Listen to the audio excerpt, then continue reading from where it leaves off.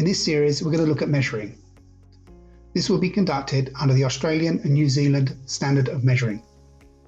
This standard is recognised worldwide, but please check your local building code for any differences. We're going to follow a certain project all the way through. Today's video is timber wall framing part 2. For simplicity, we are assuming that all wall heights are the same for this video. If you've enjoyed this video, please don't forget to like and leave comments below.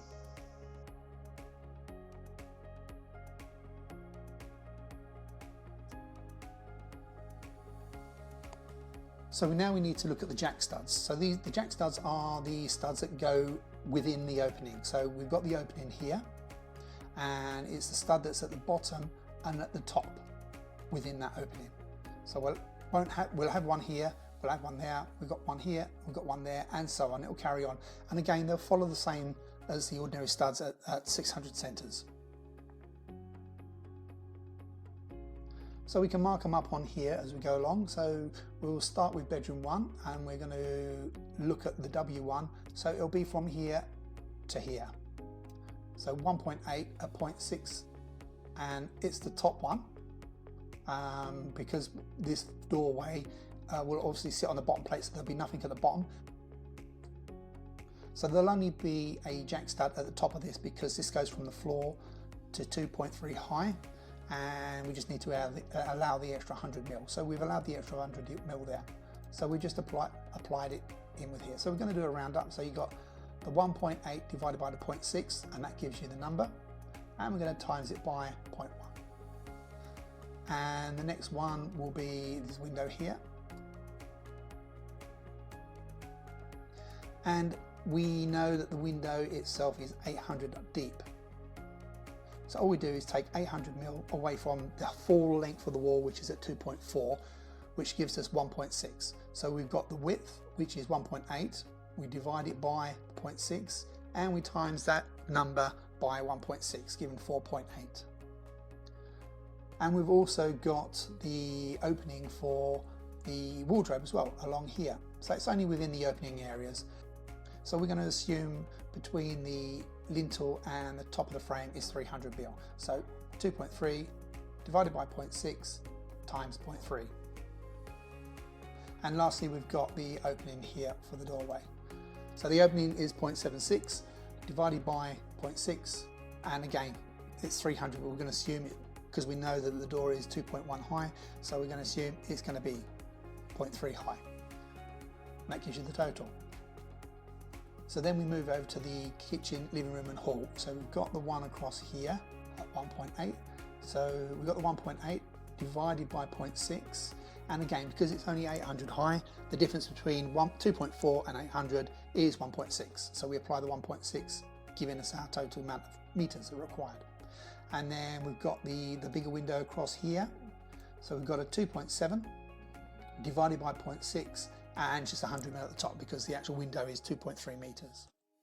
And then we've got the opening here, which is the doorway here across there, and that's at a 0.76 divided by 0.6, and we know the height is 2.1, so the difference will be 300 mil. And then we've also got the opening in the laundry, and we just scroll down there, so we've got that one. So that one's at 1.8. We do the division by 0.6, and because the door is only 2.1 high, the difference is 300 mil. So in the bathroom, we've got the small window here as well. So we've got that at 0.6 divided by 0.6, and we know the height because it's only 800 window high. The difference is 1.6 meters, so it gives us a 1.6 meter. And in the bedroom, we've got this larger window here. So the width is 1.8 divided by 0.6, and the window itself is 2.3 high, leaving 100 mil. And then we've also got the window here. That's a 1.8, giving us at 600 centres. And we know that because it's only 800 mil, we've got 1.6 we need to add on. And then lastly is just the wardrobe going across here. So this wardrobe is 2.19 and divided by the 0.6, and we know the height of the wardrobe is 2.1, so minus that from the 2.4 gives us 0.3. And we add on our extra as usual for wastage, giving us a total of 23.76 linear meters of jack studs.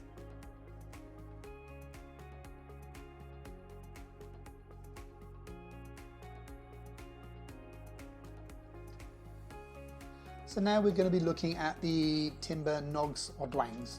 So these are going to be the same size as the framing. It's going to be a 90 by 45 H 1.2 structural grade 8, and these are going to be at 800 centres with fixings giving 2 nogs stroke dwangs per stud. So we know there's 2 because the spacing between them are 800 centres, and our stud height is only 2.4. So we've got from the bottom plate we measure 800 up, we put a stud in, and then we measure another 800 up, we put another stud in, and if you measure another 800 up, you'll get to 2.4, which is your top plate. So there's only 2 studs going in. So we're going to measure this a similar way we do the frame. So we're just going to highlight the frame. So for example, on here we've got a 2.9. Now I know that's a different measurement for what we had on the framing, but we're only measuring within the stud works. So if we've got a stud here, the nogs or dwangs are within that stud work. So it's a 2.9, and we can just mark that up so we know that's that one. And we've also got the bottom one here and the wardrobe as well. So we've got 2.9, there's 2 nogs or dwangs, and there's 3 of them, 3 locations, 1, 2, 3. And for the other measurements here, we've got a 5.07, and that takes us down the side here because it's within the framework. And we're going to just highlight this down here, and the same with this one here to show that we've measured these areas. And again, that's a 5.07 with 2 nogs or dwangs, and there's 2 walls. So we also need to do deductions on these. We need to take out the nogs or dwangs where there's openings, because obviously we can't have them there. So we're going to start with W1, which is this one here. We know it is 1.8 wide, so we apply the minus 1.8, and because it's a full height door virtually, it's going to take out both the nogs or dwangs. So we just take them out and we finish off with 1 because there's only 1 left. So with the wardrobe, again, it's a 2.3 wide. We know the height is full height, so it's going to take out both the nogs and dwangs, so we take those out, and there's only 1 of them. And the next one is the window here. So we know it's 1.8, so we do a minus 1.8. It's only 800 high, so we'll only be taking out 1 of the nogs and stroke dwangs. So we just apply the 1 here, and there's only the 1 window. And then finally for this room, we've got the door opening for the access into the room, and that's at a minus 0.76, and it's full height, so we'll be taking out both nogs and dwangs, and obviously there's just 1 of them. So next we've got the kitchen, living room and the hall, and that is at 6.39. So that's within the actual stud work as well. So we can highlight that. And we've got the same down here to that point there, and then from here to here, and from here to here. And that gives us the 2 6.39s. So we've got 6.39, we know there's 2 studs in them, and there's 2 walls. And then we've also got the vertical wall here, which is at 4.45. There's 2 studs and there's 1 of them. So we can go ahead and mark that as measured. So there's a couple of deductions we need to put in. So we've got W6, which is this window here. So we know it's at 1.8, so we can do the minus 1.8. It's a 0.8 high, so there's only going to be the 1 nog or dwangs going in, so we apply the 1 and there's only 1 of them. So the next is W2, which is this opening here. So we're going to minus 2.7 because that's the length of it. It's full height, so we can take out both nogs and dwangs. So there's 2 there and a 1 because there's only 1. And then we've got the doorway here, which is at minus 0.76. Again, it's full height, so we can apply the 2 nogs to be taken out, and there's only 1 of them. So next we have the laundry, and we can just mark that down there so we know it's measured. And that's going to be a 2.62, and there's 2 of them, and we have just 1 of those. So we're going to do a deduction on that because of the opening, because the opening takes up pretty much most of the area. So it's a minus 1.6. There are 2 in that area because it takes up the full area, and there's only 1 unit there. And then next we move on to the bathroom. So we've got the small wall here, the 0.9, and we've got the other 1.8 wall here. So that gives us the 0.9. There's 2 nogs stroke dwangs into that, and there's only one of them. And the other wall is the 1.8, 2 nogs or dwangs, and there's only one of them. So we've got one deduction to do on here, and that's for this window here. So we know it is 600 mil wide, so we can do the minus 600. And because it's only 800 wide, sorry, 800 high, we're only taking out 1 nog or dwang. So we can just do the 1, and there's 1 left over. So next we've got bedroom 2. So we've got the 2.7 that we can measure across. So we're going to mark these up as if they're measured. So it's that one there, and obviously the internal wall for the wardrobe. So we've got 2.7, 2 dwangs or noggings, and there's going to be 3 walls. That's the 1, 2, 3. And the next ones we do are the larger walls here. So there are 5.07. There's 2 nogs or dwangs into those, and there's 2 walls. So we can mark them up as measured.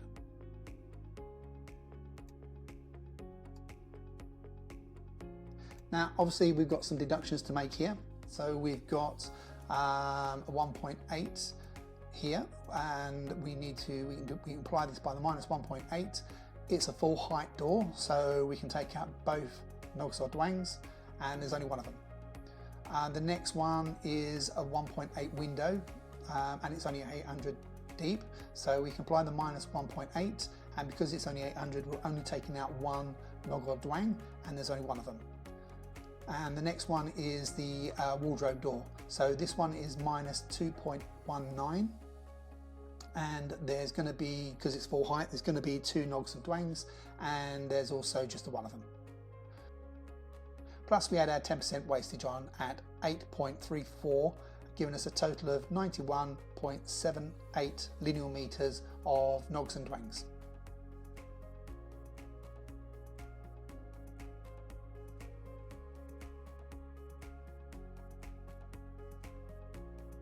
So next we want to look at our ceiling battens.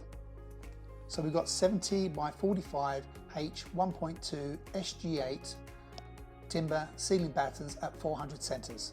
So these are connected to the roof trusses that sit on top. They are generally fixed direct. We can actually suspend them if needs be. It depends on how high the roof trusses are compared to where the ceiling is going to go. So these are going to be at 400 centres. So the way we do this, we take the longest length. We want to be put in the jib board over the longest length possible. This cuts down on the amount of joins. So we need to, first of all, measure the longest length to find out how many there are. So for example, we want our jib to run that way. So if the jib is 1.2 meters wide, the first piece will go there, the next join will be 1.2 meters wide there, and so on, rather than going the other way.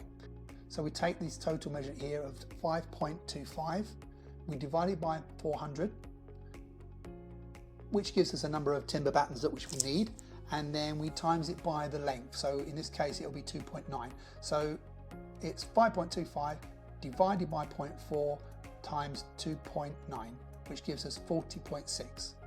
So just to give you an idea of where the timber battens are running, we're going to run them this way. So for every 400 mil apart, we're going to run them like this, and so on. We'll just do the same for the whole area because we're going to have them going that way. So we have the kitchen, living room and hall to do now. We're going to have the battens running in the same direction, so we can have the jib going in all the same direction, so we cut down on the volume of joins. So we're going to have all of our battens running in this direction. So like the bedroom one, so we just take the measurement of 5.25 and we divide it by the 0.4, giving us the amount of battens needed, and we're going to times it by 4.59, which is the length that we're going to need from here to here, so we can get lots of battens going across. So we've got the little hallways here, which will be the same size from here to here and from here to here. So the 1.8 divided by 0.4 divided by times by 1.1, giving us a total of 5.5 for both the little halls. So next we're going to do the laundry. So we're going to do the 0.7 battens going that way so we can run the jib along the long length. So we take the 1.8 and divide it by 0.4, and then we times it by the 0.7, which gives us the total amount of ceiling battens required in the laundry. So in the bathroom length is 2.35. So we take that length and we divide it by 0.4, and that tells us how many battens we're going to need. And the width of the actual bathroom is 1.8. So we times that by 1.8, which gives us 10.8 linear meters of battens for that ceiling. And then bedroom 2, same as bedroom 1, we take the long length at 5.25, we divide it by 0.4, which gives us the amount of battens that are going to need to run this way. And then we times it by the actual length from here to here, which is 2.7, and that gives us our total of 37.8 linear meters. Plus we add a 10% extra on for wastage at 16.8 meters, giving us a total of 184.76 linear meters of the 70 by 45 timber battens.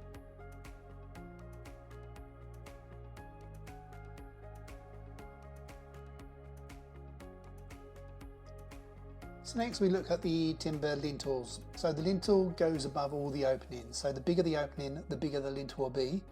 Generally we get a plan which allows us to see where the lintel is going to go, and also it gives us a sizing, and in this case it actually does that. So this will just give you a rough idea of where they go. So remember, with the trimmer stud, these sit on top of the trimmer stud. And what we do is we take the size of the opening, so if it's a 1.8 opening, we add on an extra 50 mil each side for where the trimmer stud is. So if it's 1.8, it will turn out to be a 1.9. So on the drawing here, you can see the locations of the lintels.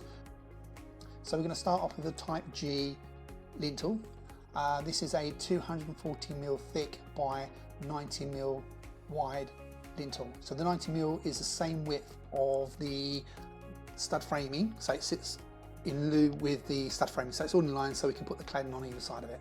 So we've got one of them on here, which is for this opening here. So we've got a 2.7 wide opening, which is quite a wide opening, so we need a thicker lintel for that. So we've got on here a 240 by 90 H 1.2 structural grade 8 timber lintel type G with strapping. So we're going to require strapping either side. So it doesn't actually show you on here. So you've got it says the nails here, but you generally have a strapping that goes across the lintel and the trimmer stud and the jack stud, and that just stops it separating in any way. So what we've given them is we've required them to include the strapping and fixings in with the costings that we've given on their description. So in the kitchen, living room and hall, which is this one here, you can see we've got one type G and it's a 2.7. So we've got the 2.7 plus the 250 mils where it can sit on the trimmer stud. So that makes it a 2.8. There's only one of them and in one location. And we add our 10% on for wastage as well. And that gives us 3.08 linear meters of type G lintel. The next one we go to the type F. So we've got a few of those. So we've got one in the kitchen, living room, hall, and one and a couple in each of the bedrooms. So the one in the kitchen, living room and hall is here. So that sits above that 1.8 by 0.8 window. So we've got two in the bedrooms here. So we've got one here, which sits above the window, which is the same size as W6, and also above window 1, which is that slider in the bedroom 1, and we have the same in bedroom 2. So for W4, we have it going across that one there, and also for W3, which is that sliding door. So we just apply, we know they're 1.8 wide plus the extra 100, so that all of them are 1.9. There's only one in the kitchen, living room and hall, and there's only one unit there. So in the bedroom 1, they're 1.9, we only need one, but there's 2 units. So same with bedroom 2, 1.9, there's only one for that opening, and we require two units. And the same as everywhere else, we add 10% extra on for wastage, so it gives us a 0.9, giving us a total of 10.45 linear meters for type F. And then our final lintel, which is type E.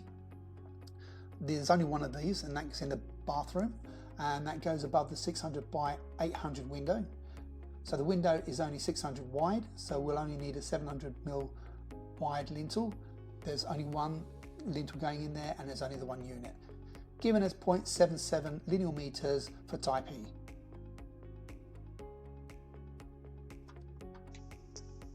Thank you for watching. If you've enjoyed this video, please like and leave comments below. Please stay tuned for future videos on quantity surveying elements.